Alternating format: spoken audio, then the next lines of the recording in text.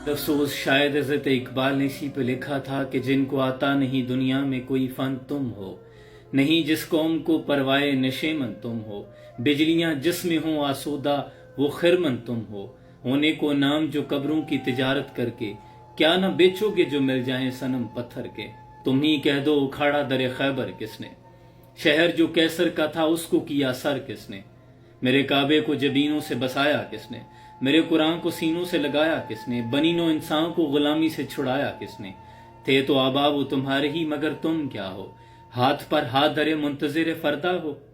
کس قدر گران تم پہ صبح کی بیداری ہے، ہم سے کہاں پیار ہے ہاں نیند تمہیں پیاری ہے، تبع آزاد پہ قید رمضاں بھاری ہے، تم ہی کہہ دو یہی آئین وفاداری ہے، باعث تیری قوم کی وہ پختہ خیالی نہ رہی، برق تباہ نہ رہی، شعلہ مکالی نہ رہی، رہ گئی رسم اذاں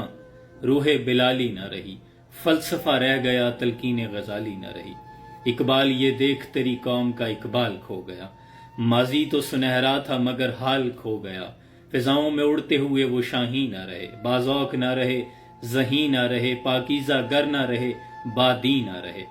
وہ لال و گلزار مہجبی نہ رہے، مومن کا وہ انداز با کمال کھو گیا، اقبال تیری قوم کا اقبال کھو گیا۔ اللہ رب العزت کی قسم کہ امت مسلمہ کے نوجوانوں، یہ حضور سے محبت کا کوئی انداز نہیں،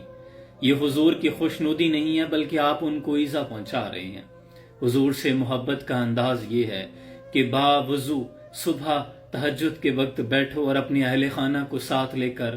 والہانہ درود و سلام پڑھو، حضور کی شان میں نعتیں پڑھو، اپنے گھروں میں چراغاں کرو، منع نہیں کیا، لیکن اس طرح خانہ کعبہ کے ماڈلز بنانے، پھر روضہ پاک کی ڈمی بنا کر اور پھر گلی چوراہوں میں رکھنی، اور میں نے اکثر دیکھا ہے خود اپنی آنکھوں کے ساتھ کہ گندی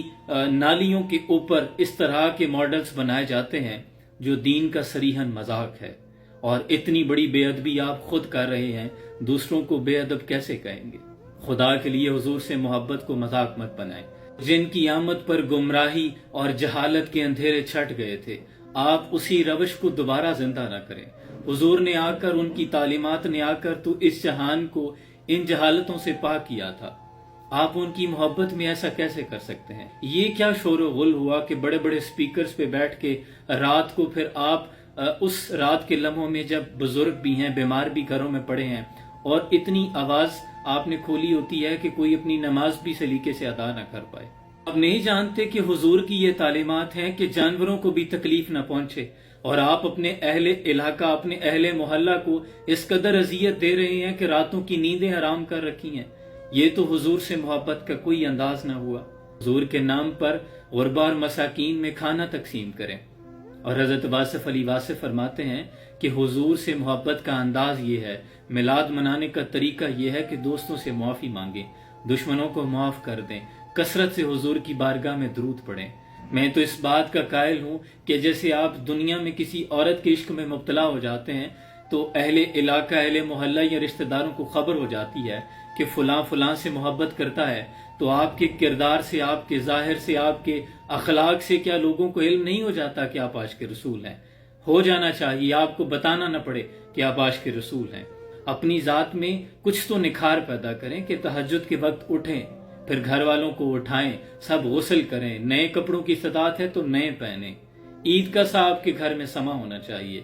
گھر والوں کو لے کے بیٹھیں، درود کی محفل پڑھیں، حضور کی سیرت کا مطالعہ کریں، بچوں کو سنائیں کہ ہمارے حضور کی یہ تعلیمات ہیں، گلیوں میں چراغاں کریں، لیکن انداز خوبصورت ہونا چاہیے، کسی کو تکلیف نہ پہنچے۔